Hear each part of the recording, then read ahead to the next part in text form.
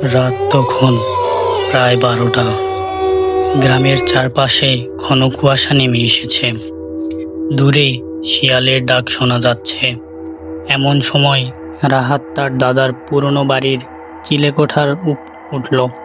চিলেকোঠাটা বহু বছর ধরে বন্ধ ছিল। গ্রামের লোকেরা বলতো সেখানে নাকি এক সময় একজন তান্ত্রিক থাকতো যে ব্ল্যাক ম্যাজিক করত। রাহাত এসব বিশ্বাস করত না। সে টর্চ জ্বালিয়ে ধুলো ভরা ঘরটা দেখতে লাগলো। হঠাৎ তার চোখ পড়ল একটা কালো চমৎকার বইয়ের উপরে। বইটার উপর লাল অক্ষরে লেখা ছিল, খুলবে না। রাহাত হেসে বলল, এগুলো শুধু মানুষের ভয় দেখানোর জন্যই লেখা হয়। সে বইটা খুলে ফেলল। প্রথম পাতায় অদ্ভুত সব চিহ্ন আঁকা ছিল। তার নিচে লেখা ছিল, এই যে বই পড়বে সে একা থাকবে না। ঠিকই তখন ঘরের ভিতরে ঠান্ডা বাতাস বয়ে গেল। রাহাত দ্রুত বইটা বন্ধ করে নিচে নেমে এলো। সেই রাতে সে অদ্ভুত একটা স্বপ্ন দেখল। সে দেখল কালো কাপড় পরা একজন লোক অন্ধকারে দাঁড়িয়ে আছে।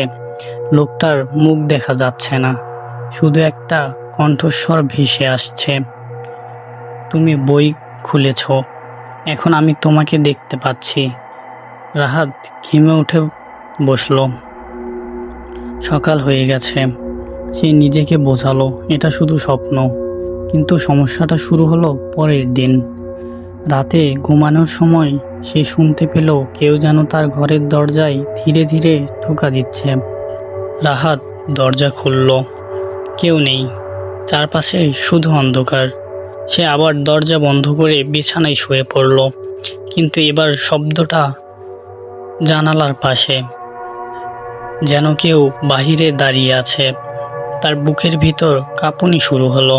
পরদিন সে গ্রামের সবচেয়ে বয়স্ক মানুষ করিম চাচার কাছে চলে গেল। সব শুনে করিম চাচার মুখ ফ্যাকাশে হয়ে গেল। তিনি বললেন, তুমি কি ওই বইটা খুলেছিস? রাহাত অবাক। আপনি জানলেন কিভাবে? করিম চাচা দীর্ঘশ্বাস ফেললেন। ওই বইটা বহু বছর আগে এক তান্ত্রিক রেখে গিয়েছিল।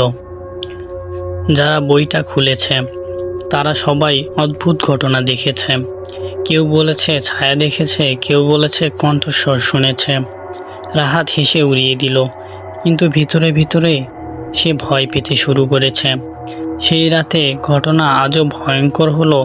রাহাত আয়নার সামনে দাঁড়িয়ে দাঁত ব্রাশ করছিল। হঠাৎ সে দেখল আয়নায় তার পিছনে একটা কালো ছায়া দাঁড়িয়ে আছে। সে দ্রুত ঘুরে তাকালো, কিন্তু কেউ নেই। আবার আয়নায় তাকালো, ছায়াটাও নেই। তার হাত কাঁপতে লাগলো। রাত 3টার দিকে তার ঘুম ভেঙে গেল। ঘরের কোণে যেন কেউ দাঁড়িয়ে আছে। অন্ধকারে শুধু দুটো সাদা চোখ দেখা যাচ্ছে। রাহাত চিৎকার করতে গিয়ে থেমে গেল। চোখ দুটো ধীরে ধীরে অদৃশ্য হয়ে গেল। সকালে সে বুঝতে পারল, রাতে যে জায়গায় চোখ দুটো দেখেছিল সেখানে মেঝেতে অদ্ভুত একটা চিহ্ন আঁকা আছে। একদম সেই চিহ্ন যেটা কালো বইয়ের প্রথম পাতায় ছিল। এবার সে সত্যি ভয় পেয়ে গেল। সে আবার চিলেকোঠায় গেল বইটা ফেরত রাখতে, কিন্তু সেখানে গিয়ে দেখল বইটা নেই। সে পুরো ঘর খুঁজল, কিন্তু কোথাও পেল না। হঠাৎ পেছন থেকে একটা কণ্ঠস্বর ভেসে এলো, আমাকে খুঁজছ? রাহাত ঘুরে তাকালো, কিন্তু কেউ নেই। তার টর্চ হঠাৎ নিভে গেল। চারপাশ অন্ধকার। তার মনে হলো অন্ধকারের ভিতরে অনেকগুলো মানুষ দাঁড়িয়ে আছে, সবাই তাকে দেখছে।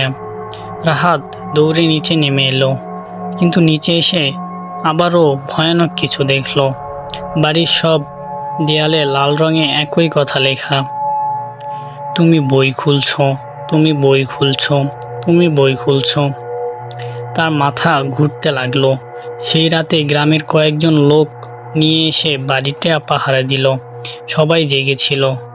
রাত 2টার দিকে হঠাৎ পুরো বাড়ির বিদ্যুৎ চলে গেল। চারদিকে নিস্তব্ধতা। তারপর উপরে চিলেকোঠা থেকে ধীরে ধীরে একটা শব্দ আসতে লাগলো, ঠক ঠক। যেন কেউ হাঁটছে।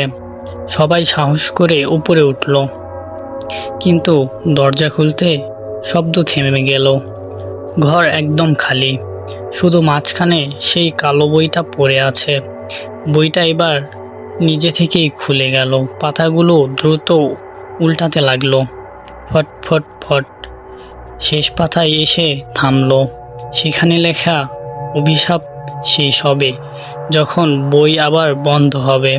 রাহাত বইটা বন্ধ করতে এগিয়ে গেল, কিন্তু তখনই ঘরের ভিতরে অদ্ভুত ফিসফিসানি শব্দ শুরু হলো। মনে হচ্ছিল শত শত মানুষ একসাথে কথা বলছে। দেয়ালের ছায়াগুলো নড়তে লাগলো। ঘরের তাপমাত্রা হঠাৎ অনেক কমে গেল। রাহাত কাঁপতে কাঁপতে বইটা বন্ধ করে দিল।